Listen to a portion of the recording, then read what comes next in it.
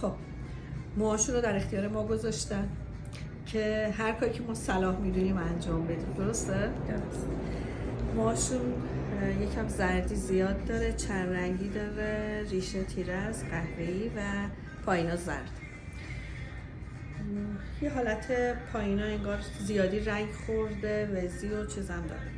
حالا ما میخواییم کلا این مو رو تغییر بدیم. درست؟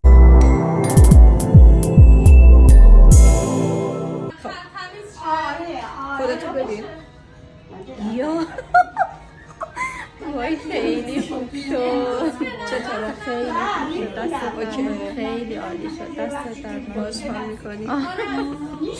خیلی قشنگ شد.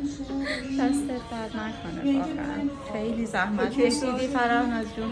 دست گلت درد نکنه. مبارکت. قربونت برم. ممنونم ازت. دست درد نکنه. خیلی